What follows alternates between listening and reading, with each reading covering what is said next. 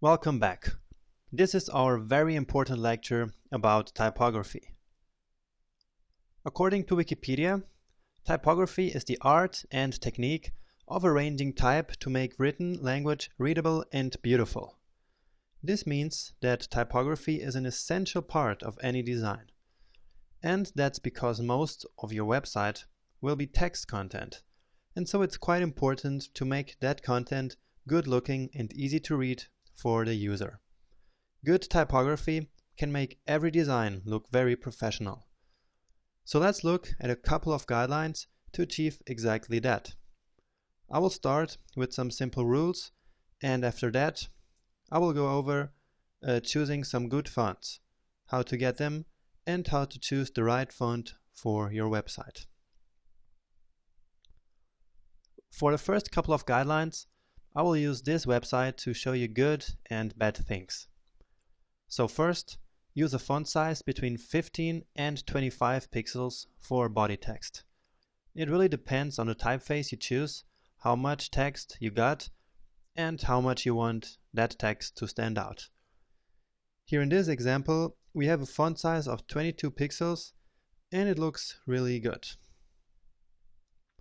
And this is what it looks like without using these guidelines. The first example has only 14 pixels font size and it's clearly way too small, right? And down here in the second paragraph, the text looks unnaturally big and exaggerated with those 30 pixels font size. So avoid both of these situations. Now for headlines and titles, you can and should of course use bigger font sizes to show that it's important text that you really want the user to read.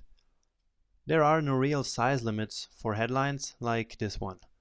So here we have the headline of the website we've been seeing before, and it has a font size of 60 pixels, and I think it looks great actually. This website here has an extremely big headline with 90 pixels font size. And sometimes when you use such a big headline, you will want to decrease the font weight of that text. This ensures that the text doesn't steal too much attention from the rest of the content, and it makes the text look less bulky and more modern and elegant. And that is exactly what this website here is doing right. Next up, use a line spacing between 120 and 150% of the font size. Line spacing is the vertical distance between lines and makes text easier to read. Back to our example, this web page here uses a line spacing of 150% to make the text easy to read. This is an example of good typography. And this is what it looks like with bad typography. With 100% line spacing, which is what happens when you don't define any line spacing at all, you see this big block of text which is not easy to read because the lines almost overlap. This is a really bad practice. Now with 200%, it's also not pleasant to read the text because it's way too spaced out and our eyes have a difficult time processing the text like this. So leave a line spacing between 120 and 150% and you will be fine. 45 to 90 characters per line is the optimal line length that is easy to read. 45 to 90 characters is like 2 to 3 lowercase alphabets, just as a reference for you. So here, for example, our first line has 78 characters, so it's easy to follow the text. And here again some bad examples. In the first example we have just 36 characters, and it looks kind of weird. You can, of course, do this if you have some columns with some text, but not in a situation like this with a lot of text. And down here, the text line is way too long, and our eyes find it difficult to travel such a long distance from the end of one line to the beginning of the next line. And finally, the most important thing is probably to choose good-looking fonts. Now, there are no real rules for selecting the right font.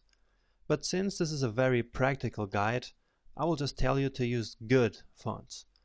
I will show you a couple of good fonts that will look good in every design. You can use one of those, or of course go for some other font that you like better. But let's first distinguish between serif and sans serif typeface.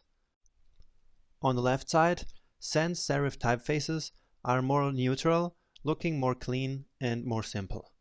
They are widely used in most modern websites or apps. On the other side, a serif typeface is one that has those small extensions or strokes called serifs at the end of the letters, just as you can see here on the right side. Serif typefaces are usually used for more traditional purposes that encourage long reading and storytelling. And this is how sans serif text looks like on an actual website.